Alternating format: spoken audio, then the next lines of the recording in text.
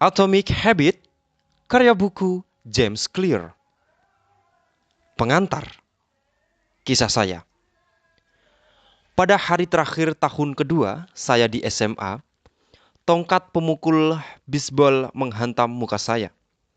Ketika seorang teman mengambil giliran memukul, tongkat pemukul terlepas dari tangannya dan terbang ke arah saya sebelum menghantam langsung ke bagian di antara kedua mata saya. Saya tidak punya ingatan tentang peristiwa benturan yang dahsyat itu. Tongkat pemukul itu menghantam muka saya begitu kuat, sehingga hidung saya berubah bentuk menjadi seperti huruf U. Benturan itu membuat jaringan lunak otak saya terempas ke dinding dalam tengkorak saya. Dalam seketika, pembengkakan langsung menyebar ke seluruh kepala.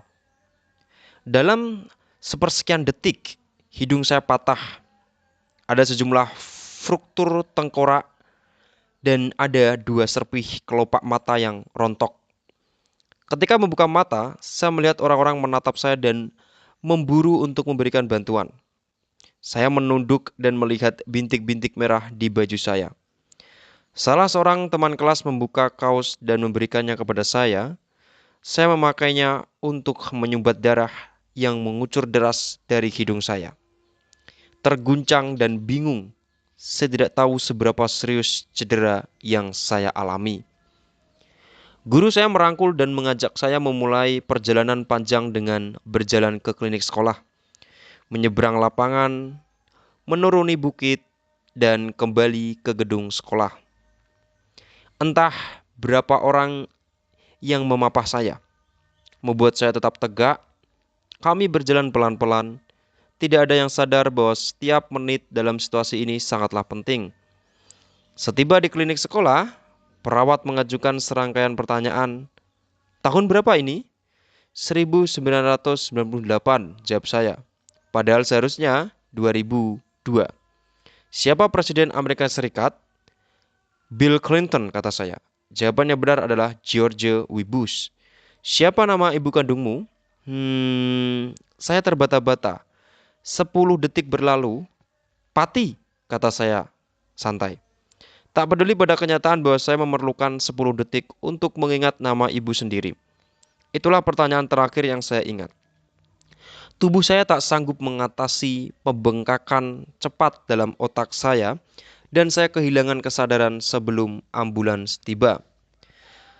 Sekian menit kemudian saya diangkut ke rumah sakit terdekat.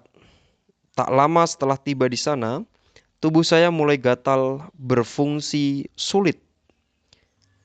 Bagi saya, untuk menjalankan fungsi-fungsi dasar seperti menelan dan bernapas. Saya mengalami serangan kejang pertama hari itu. Kemudian, saya berhenti bernapas sama sekali. Sementara dokter bergegas memasok saya dengan oksigen. Mereka juga memutuskan rumah sakit daerah itu tidak memadai untuk menangani situasi saya dan meminta helikopter menerbangkan saya ke rumah sakit yang lebih besar di Cincinnati. Saya didorong keluar dari ruang gawat darurat menuju helipad di seberang jalan. Karena dorong terguncang-guncang di sepanjang jalan, ketika seorang perawat mendorong saya sementara perawat lain tak henti menompakkan oksigen. Ibu saya yang sudah tiba di rumah sakit beberapa saat sebelumnya naik ke helikopter menemani saya. Saya belum sadar dan tak mampu bernapas sendiri. Sementara ibu saya terus menangani tangan saya selama penerbangan. Ketika ibu saya menemani saya dalam helikopter, ayah saya pulang untuk memberitahu saudara-saudara saya. Dengan berkaca-kaca ia mengatakan kepada adik perempuan saya bahwa ia tidak bisa ikut dalam acara kenaikan kelas adik saya malam itu. Setelah menitipkan adik-adik saya kepada keluarga dan teman, ia berkendara ke Cincinnati untuk menemani ibu saya. Ketika saya dan ibu saya mendarat di atap rumah sakit, sebuah tim terdiri atas hampir 20 dokter dan perawat langsung menjemput saya di helipad dan mendorong saya ke trauma unit. Saat itu pembengkakan di otak saya telah begitu parah sehingga saya berulang kali mengalami kejang. Tulang hidung saya perlu diperbaiki, tapi kondisi saya tidak mendukung untuk menjalani operasi. Setelah sekali lagi mengalami kejang pada hari ketiga, saya sengaja dibuat koma dan bernapas dengan menggunakan bantuan ventilator. Orang tua saya bukan pertama kali ke rumah sakit ini. 10 tahun sebelumnya mereka datang ke gedung yang sama di lantai dasar setelah adik perempuan saya didiagnosis menderita leukemia pada usia 3 tahun. Saya 5 tahun kala itu. Adik laki-laki saya baru 6 bulan setelah 2,5 tahun menjalani kemoterapi, pengambilan cairan tulang belakang dan biopsi sumsum. Adik perempuan saya akhirnya keluar dari rumah sakit dengan bahagia, sehat, dan bebas dari kanker. Dan sekarang setelah 10 tahun menjalani hidup normal, orang tua saya harus kembali ke tempat yang sama bersama anak yang berbeda. Sementara saya sengaja dibuat koma, rumah sakit mendatangkan rohaniawan dan pekerja sosial untuk menghibur orang tua saya.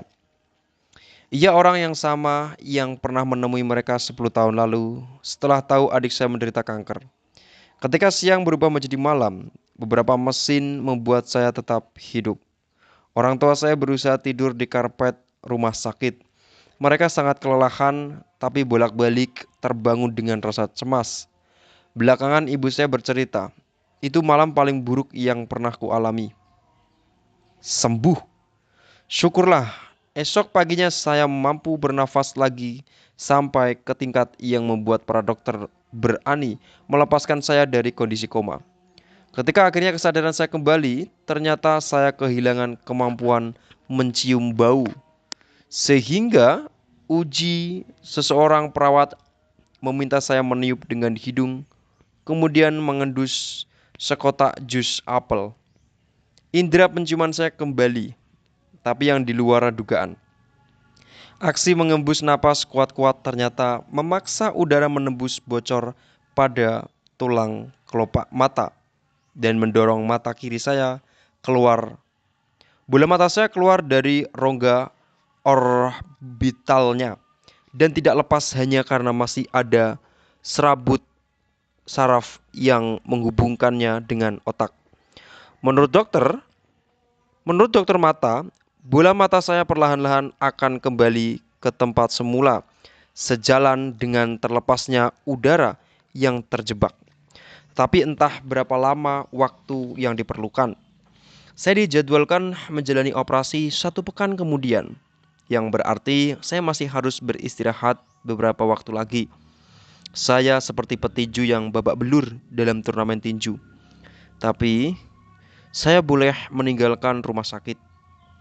Saya pulang dengan hidung patah, belasan fraktur pada wajah, dan mata kiri yang nyaris lepas. Bulan-bulan berikutnya terasa sulit, rasanya seolah-olah segala sesuatu dalam hidup ditunda sejenak.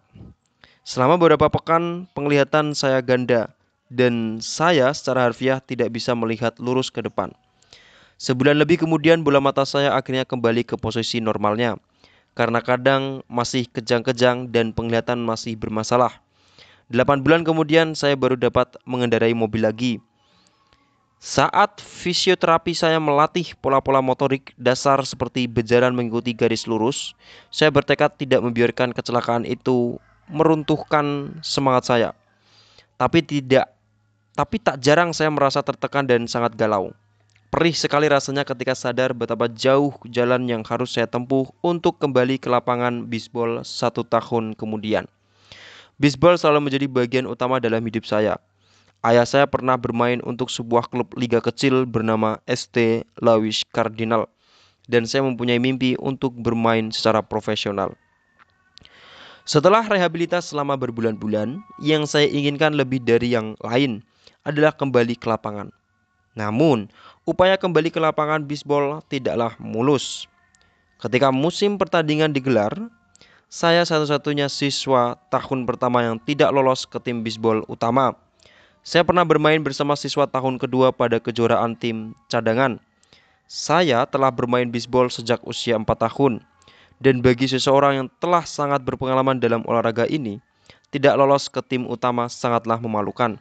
Saya masih ingat sekali peristiwa hari itu.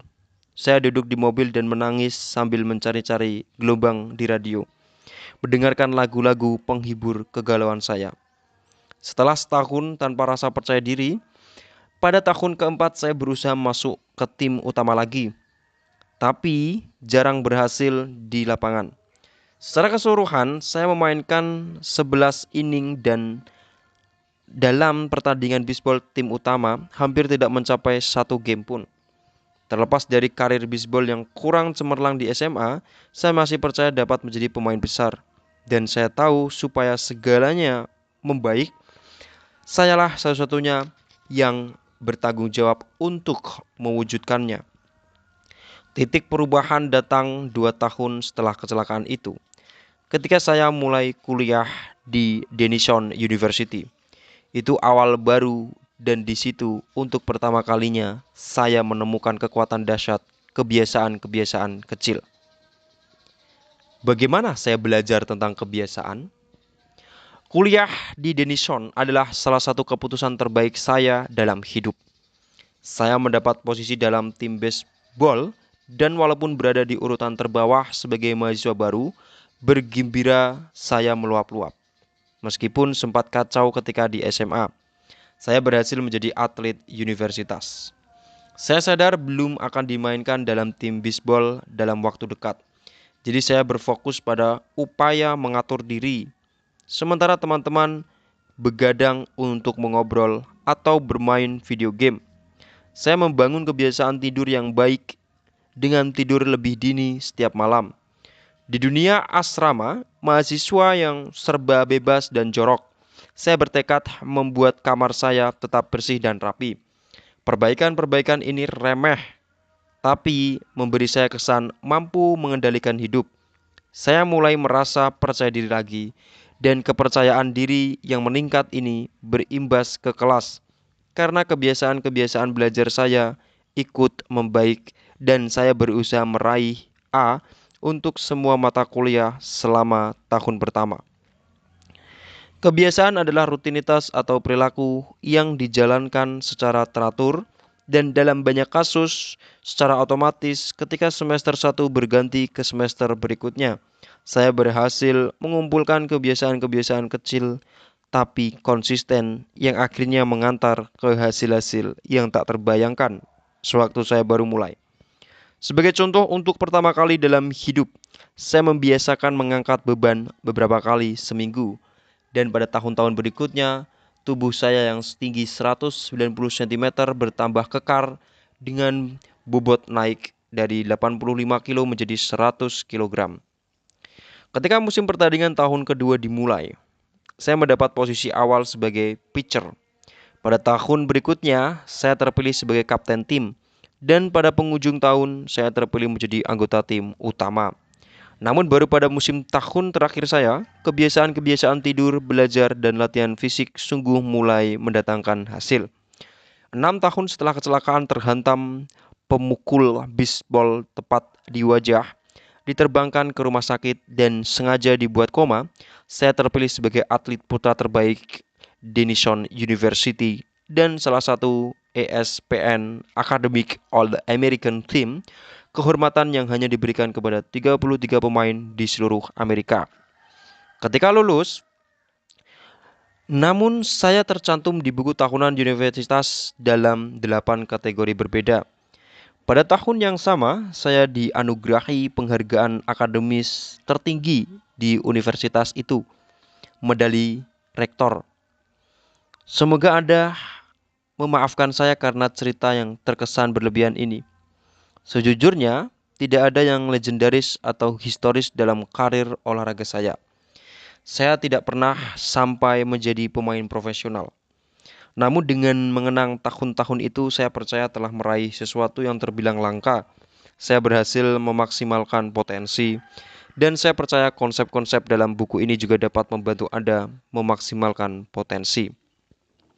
Kita semua berhadapan dengan tantangan dalam hidup. Bagi saya, tantangan itu adalah cedera dalam olahraga, dan pengalaman itu mengajarkan sesuatu yang sangat penting. Perubahan-perubahan yang terkesan kecil dan remeh pada awalnya akan memberikan hasil-hasil yang menakjubkan bila Anda bersedia menjalaninya sampai bertahun-tahun. Kita semua berhadapan dengan kemunduran. Tapi dalam jangka panjang, kualitas hidup kita seringkali bergantung pada kualitas kebiasaan kita. Dengan kebiasaan yang sama, Anda akan mendapatkan hasil serupa. Namun, dengan kebiasaan yang lebih baik, apapun menjadi mungkin. Barangkali ada orang yang mampu meraih kesuksesan luar biasa dalam semalam. Saya tidak kenal satupun di antara mereka. Dan saya jelas bukan salah seorang di antara mereka. Tidak ada yang paling menonjol dalam perjalanan hidup saya, dari kondisi dibuat koma sampai meraih akademik All American. Tapi banyak yang menonjol. Yang terjadi adalah evolusi bertahap, serangkaian panjang kemenangan kecil, dan terobosan sangat kecil. Satu-satunya cara yang membuat saya maju, satu-satunya cara yang saya pilih adalah mulai dengan hal kecil. Dan saya menerapkan strategi yang sama beberapa tahun kemudian ketika memulai usaha sendiri dan menulis buku ini. Bagaimana dan mengapa saya menulis buku ini? Pada November 2012 saya mulai menerbitkan artikel di jamesclear.com selama bertahun-tahun.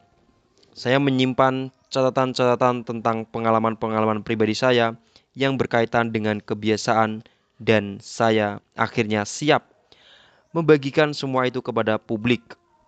Saya mulai dengan menerbitkan artikel baru setiap Senin dan Kamis. Dalam beberapa bulan, kebiasaan menulis yang sederhana ini membuat saya mendapatkan 1.000 pelanggan email pertama. Dan pada akhir 2013, angka itu naik menjadi lebih dari 30.000 orang. Pada 2014, daftar email saya berkembang ke lebih dari 100.000 pelanggan, yang menjadikannya salah satu newsletter dengan pertumbuhan paling cepat di internet. Saya merasa menjadi pembual ketika mulai menulis 2 tahun silam. Tapi sekarang saya dikenal sebagai pakar dalam hal kebiasaan. Label baru yang membuat saya sangat senang, tapi sekaligus tidak nyaman. Saya tidak pernah memandang diri saya pakar dalam topik ini, melainkan sekadar orang yang bereksperimen bersama-sama dengan para pembaca. Pada 2015, saya meraih 200.000 pelanggan email dan menandatangani kontrak buku dengan Penguin Random House untuk memulai menulis buku yang sedang Anda baca sekarang. Ketika audiens saya bertambah, begitu pula peluang bisnis saya. Saya lebih banyak diminta berceramah di perusahaan-perusahaan terkemuka tentang ilmu pembentukan kebiasaan, perubahan perilaku, dan perbaikan yang terus-menerus. Saya menjadi pembicara utama pada konferensi-konferensi di Amerika Serikat dan Eropa. Pada 2016, artikel-artikel saya mulai muncul secara teratur dipublikasikan besar seperti Time, Entrepreneur, dan Forbes.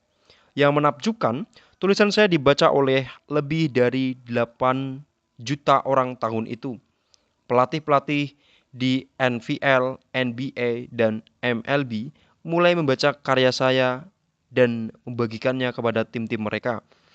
Pada awal 2017, saya meluncurkan Habits Academy yang menjadi landasan pelatihan perdana bagi organisasi-organisasi dan individu-individu yang tertarik membangun kebiasaan-kebiasaan yang lebih baik dalam hidup dan pekerjaan.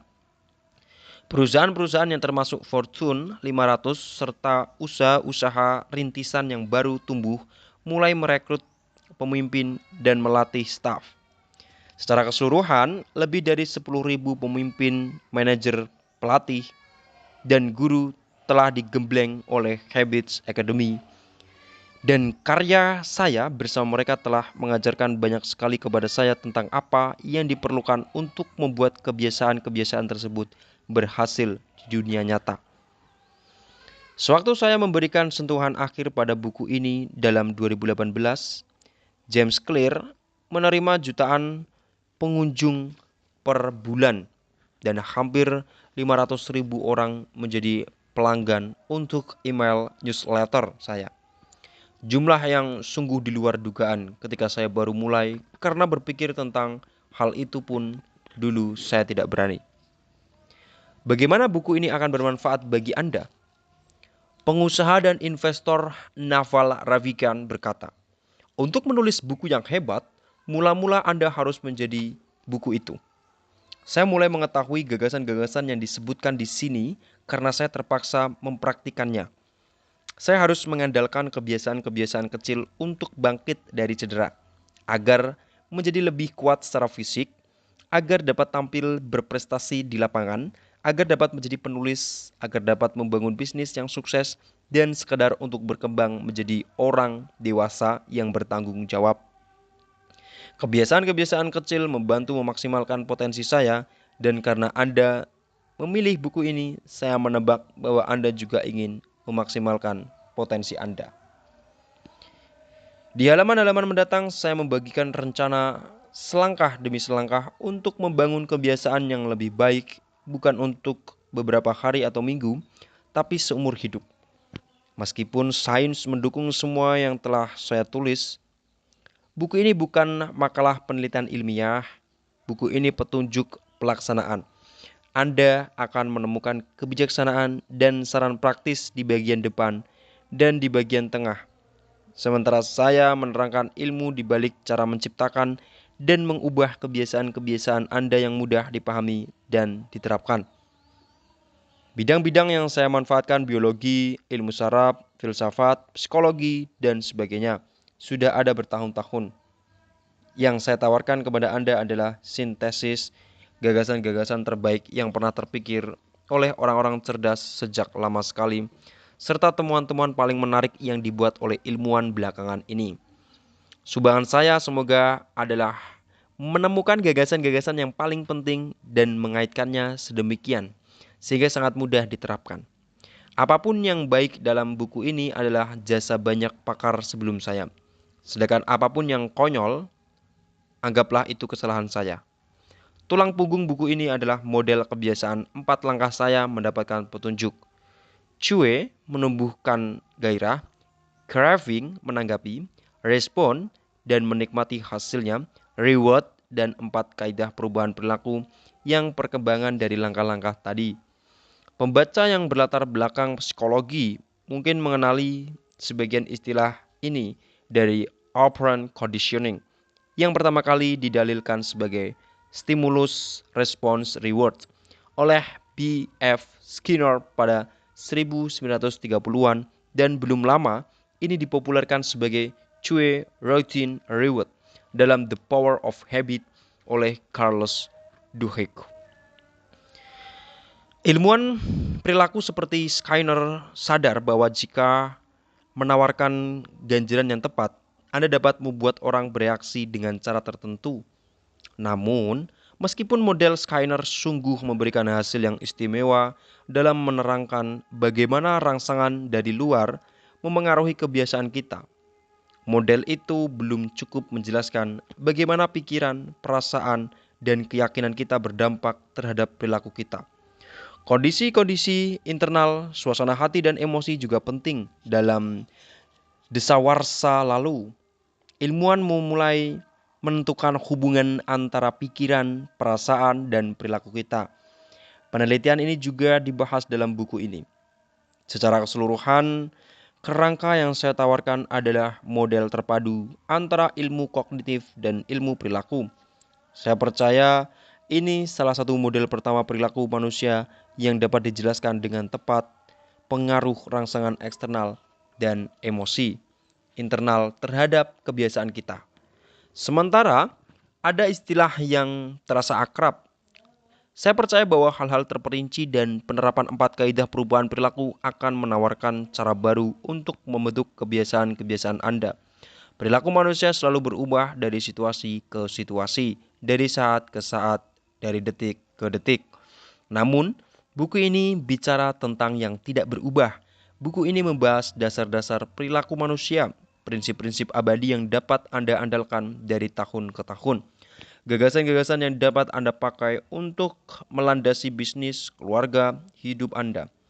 Tidak ada cara tunggal untuk menciptakan kebiasaan yang lebih baik. Tapi buku ini menjelaskan dengan cara terbaik yang saya ketahui. Pendekatan yang akan efektif tak peduli di mana Anda mulai atau apa yang sedang ingin Anda ubah. Strategi yang saya bahas relevan bagi siapapun yang mencari sistem selangkah demi selangkah untuk perbaikan. Entah sasaran Anda adalah kesehatan, keuangan, produktivitas, hubungan, atau semuanya. Selama terkait dengan perilaku manusia, buku ini akan menjadi panduan Anda.